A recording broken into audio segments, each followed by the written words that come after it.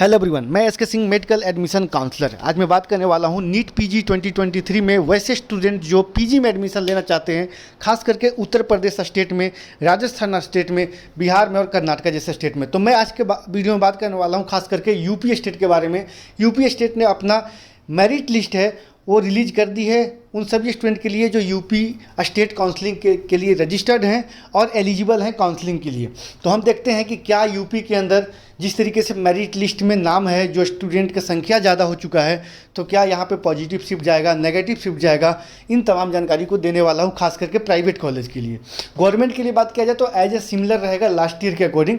UP एक मात्र ऐसा स्टेट है जहाँ cheap and best college available होती है कम से कम नीट स्कोर में, लेकिन पिछले 3 साल से लगातार यूपी के अंदर बदलाव आते हुए नज़र आ रहा है। तो यूपी के बारे में कंप्लीट डिस्कशन करूँगा, seat matrix, merit list analysis करूँगा, साथ में फी डिटेल्स और चॉइस फिलिंग के बारे में बताने वाला हूँ। इसके साथ साथ मैं राजस्थान को कंसीडर करूँगा, राजस्थान स्टेट को, बिहार स्टेट को कंसीडर करूँगा और मध्य प्रदेश को करूँगा, कर्नाटका को भी साथ में करूँगा। वीडियो में आप लोग लास्ट तक जरूर बने रहें। यदि आप चैनल पर नए हैं तो लाइक सब्सक्राइब करना ना भूलें। और यदि आप एडमिशन लेना चाहते हैं, एडमिशन गाइडेंस लेना चाहते हैं, एनआरआई कोटे की सीट हो या फिर मैनेजमेंट कोटे की सीट हो, इंडिया के किसी भी स्टेट में आप चाहे तो हमसे कॉन्टैक्ट कर सकते हैं, गाइडेंस ले सकते हैं, एडमिशन गाइडेंस ले सकते हैं। इसके लिए आपको वीडियो और या स्क्रीन पे और डिस्क्रिप्शन में नंबर दिया हुआ है। यहाँ पे हम देखते हैं पॉजिटिव और नेगेटिव शिफ्ट को देखते हैं। यूपी में एडवर्टाइजमेंट सबसे ज़्यादा होती है, खास करके नीट पीजी और यूजी दोनों के लिए, क्योंकि यहाँ पे cheap and best college available है। ऑन एवरेज रैंक पे भी आपको सीटें मिल जाती है टॉप के क्लिनिकल ब्रांच। इसके लिए जब भी आपका किसी को कॉल आता है या फिर आप किसी भी कंसल्टेंट या फिर काउंसलर को कॉल करते हैं तो आपको एक ही रिस्पॉन्स आता है। यदि आपका 50,000 रैंक है और आपको पीडीआ जैसे ब्रांच चाहिए, गायनी जैसे ब्रांच चाहिए, तो आपको ऑफ़र आएगा यूपी, बिहार, हिमाचल प्रदेश। ज़्यादातर यूपी का ऑफ़र आता है। ऐसे कंडीशन में 6 मंथ का गैपिंग हुआ है रिजल्ट और काउंसलिंग के बीच में। इस दरमियान जो साउथ के स्टूडेंट हैं जिन्हें यूपी के बारे में प्रॉपर इन्फॉर्मेशन नहीं था, उन सभी को इन्फॉर्मेशन चला जाता है। एडवर्टाइजमेंट काफ़ी अच्छा खासा हुआ। इसके वजह से लगभग मोर देन 1000 स्टूडेंट हैं जो कि ज़्यादा रजिस्ट्रेशन किए हैं कंपेयर टू लास्ट ईयर। 2022 में 3511 स्टूडेंट रजिस्ट्रेशन किए थे। वहीं 2021 के बात किया जाए तो यहाँ पे लगभग 3000 के लगभग नियर अबाउट स्टूडेंट रजिस्ट्रेशन किए थे। यानी कि 2021 और 2022 के बीच का अगर डिफरेंस देखा जाए तो 400 to 500 स्टूडेंट का डिफरेंस गया था राउंड 1 के मेरिट लिस्ट में। वहीं 2023 का अगर बात किया जाए तो 4604 कैंडिडेट हैं जो नीट पीजी 2023 के राउंड 1 में पार्टिसिपेट किए हैं। यानी कि 1000 से ज़्यादा स्टूडेंट, यानी कि 1100 समथिंग स्टूडेंट एक्स्ट्रा जो हैं लास्ट ईयर के कंपैरिजन में पार्टिसिपेट किए हैं। ऐसे कंडीशन में जो यूपी का जो काउंसलिंग होगा, यहाँ पे काफ़ी हाई नेगेटिव शिफ्ट जाते हुए नजर आएंगे। हाई नेगेटिव शिफ्ट जाते हुए नजर आएगा। तो आप लोग को ध्यान देना होगा कि यूपी के साथ साथ कुछ और स्टेट को बैकअप में लेके चलना ही होगा। यदि आप किसी भी डिजायर ब्रांच को लेना चाहते हैं। यूपी में जो स्टूडेंट लिमिटेड चॉइस डालते हैं, लिमिटेड कॉलेज को चॉइस करते हैं, तो आप लोग को चॉइस बढ़ाना होगा। यदि आप लिमिटेड चॉइस के चक्कर में रहते हैं तो जो सीट आपको मिलना चाहिए था उन सीट से आप वंचित रह सकते हैं। यूपी के एक बार हम नज़र डालते हैं मेरिट लिस्ट पे। वैसे स्टूडेंट जिनका नीट स्कोर इस लास्ट ईयर 291 था, उनका स्टेट रैंक जो था, जिनका 291 स्कोर था, उनका जो स्टेट रैंक था वो 3161। वहीं इस साल सेम स्कोर पे जो रैंक बना है स्टेट रैंक, वो 4505। यहाँ देख सकते हैं कितना ज़्यादा डिफरेंस है। लगभग यहाँ पे आपको 1400 रैंक का डिफरेंस जा रहा है 291 स्कोर पे।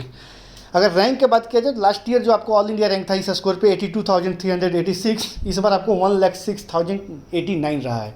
यानी कि आप अगर यूपी में लास्ट ईयर के स्कोर के अकॉर्डिंग यदि आप काउंसलिंग करते हैं तो सीट मिलना बिल्कुल ही टफ है। जो सीटें पिछले साल 300 पे मिली थी और आप सोचेंगे कि इस साल भी हमें 300 पे सीटें मिल जाए यूपी के अंदर, तो ये संभव नहीं है। बिल्कुल आपको स्कोर के बेसिस पे नहीं जाना है, रैंक के बेसिस पे जाना है, लास्ट ईयर के रैंक के बेसिस पे जाना है। और लास्ट ईयर के रैंक के बेसिस पे भी अगर आप जाते हैं तो जो सीट यूपी के अंदर 80,000 रैंक पे मिली थी, वो इस बार आपको लगभग 75,000 रैंक, 76,000 रैंक तक मिलने की चांसेस होंगे मैक्सिमम ब्रांच। तो आपको ये ध्यान देना होगा। इसीलिए आप जब भी यूपी के अंदर काउंसलिंग करते हैं, चॉइस करते हैं, तो कोई लिमिटेड चॉइस अगर करेंगे तो आप फंस सकते हैं। और साथ में यूपी के साथ साथ आप कुछ और स्टेट को आप लेकर चले, मल्टीपल स्टेट को लेकर चलिए। यदि आप बॉर्डर लाइन पे हैं और आपको जो ब्रांच चाहिए था उसके लिए आप यूपी में बॉर्डर लाइन पे हैं, तो ये ध्यान देना होगा। वहीं हम देखते हैं यहाँ पे जिनका 300 पिछले बार स्कोर था, उनका स्टेट रैंक जो बना था लास्ट ईयर वो 3023, और वहीं इस साल आपको जो स्टेट रैंक बना है 4358। यानी कि यहाँ पे भी देखिए आपको लगभग आपको 1300 रैंक में डिफरेंस दिख रहा है। 1300 रैंक में यहाँ पे भी डिफरेंस दिख रहा है। पिछले साल जिनका 330 स्कोर था उनका स्टेट रैंक था 2601, इस साल आपको 3791 रहा है। यहाँ पे भी लगभग आपको 1200 लगभग स्टूडेंट ज़्यादा हैं। लास्ट ईयर जिनका 350 स्कोर था उनका जो स्टेट रैंक बना था वो 2321, इस साल बना है आपको 3411। यहाँ पे भी आपको लगभग अगर बात किया जाए तो 1100 स्टूडेंट ज़्यादा हैं। जिनका स्कोर लास्ट ईयर 400 था और इस साल 400 स्कोर आया है, उस पर जो स्टेट रैंक बना था लास्ट ईयर 1662, वहीं लास्ट ईयर बना था 1662, इस साल आपको 2463 बना है।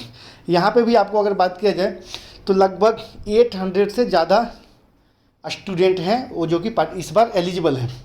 लास्ट ईयर जिनका स्कोर 430 था या फिर इस साल जिनका स्कोर 430 है लगभग, उस पर जो लास्ट ईयर रैंक बना था स्टेट रैंक 1254, इस बार आपको बना है 1914। तो देख सकते हैं कि रैंक में कितना ज़्यादा डिफरेंस है। गवर्नमेंट जो स्टूडेंट को गवर्नमेंट सीट चाहिए उनको तो ज़्यादा प्रॉब्लम नहीं होगा, लेकिन प्राइवेट लेने वाले सभी स्टूडेंट को मैं अलर्ट करता हूँ कि आप लोग मल्टीपल ऑप्शन लेके चलें, मल्टीपल चॉइस लेके चलें, मल्टीपल स्टेट का काउंसलिंग कीजिए यूपी के साथ साथ। यदि आप एक और या दो स्टेट को अगर आप लेके चलते हैं तो ही आप सेफ जोन में माने जाएंगे, यदि आपको यूपी में बॉर्डर लाइन पे हैं। यूपी के साथ साथ राजस्थान को जरूर कंसीडर करें। राजस्थान का मेरिट लिस्ट आ चुका है, राजस्थान का मेरिट लिस्ट आ गया है जो स्टूडेंट राउंड 1 में पार्टिसिपेट किए थे। अगर जो राउंड 1 में पार्टिसिपेट नहीं किए हैं आप राउंड 2 को टारगेट कर सकते हैं। बिहार का मेरिट लिस्ट आना बाकी है, बिहार का कुछ ही दिनों में चॉइस फिलिंग स्टार्ट होगा। बिहार के साथ साथ जो स्टूडेंट कर्नाटका के राउंड 1 में पार्टिसिपेट किए हैं वो राउंड 2 के लिए एलिजिबल होंगे। अगर राउंड 2 में अगर आपने राउंड 1 में पार्टिसिपेट नहीं कर पाया है और आपको यूपी स्टेट में सीट नहीं मिली तो आप कटअप रिवीजन के बाद फ्रेश रजिस्ट्रेशन स्टार्ट होती है, आप चाहे तो उस समय कर सकते हैं। यूपी के ऊपर हम देखते हैं एक बार सीट मैट्रिक्स को, चॉइस फिलिंग और फी स्ट्रक्चर के बारे में। यूपी का जो फी स्ट्रक्चर होगा वो लास्ट ईयर के अकॉर्डिंग ही होगा, कोई फी में बदलाव नहीं हुआ है। सीट मैट्रिक्स अभी तक नहीं आया है, सीट मैट्रिक्स आपको कल इवनिंग तक आपको रिलीज कर दी जाएगी, डीजीएमई की तरफ से पब्लिकली पब्लिश कर दी जाएगी। यूपी में अगर बात करते हैं कॉलेजेस को, तो आप मल्टीपल ऑप्शन लेके चले। कोई लिमिटेड कॉलेज को अगर आप चॉइस करते हैं तो हो सकता है कि इस बार मिलना काफ़ी टफ होगा, ये ध्यान देना होगा। साथ में सीट मैट्रिक्स में बात किया जाए तो सीट मैट्रिक्स के अकॉर्डिंग आपको बात करूँ तो कुछ कॉलेज में इस बार सीटें इंक्रीज हुई है और कुछ ऐसे कॉलेज थे जिनके पास सिर्फ नॉन क्लिनिकल की सीट थे, वहाँ पे क्लिनिकल सीटें आई है। तो आपको ध्यान देना होगा कि यूपी स्टेट को जैसे ही सीट मैट्रिक्स आता है, सीट मैट्रिक्स के अकॉर्डिंग ही अपना चॉइस फिलिंग को मेंटेन करें। बहुत सारे ऐसे स्टूडेंट होते हैं जिनको ऑल इंडिया कोटे से रेडियो और डर्मा जैसे ब्रांच चाहिए थी और वो एनेस्थीसिया जैसे ब्रांच से सेक्रीफाई कर रहे हैं।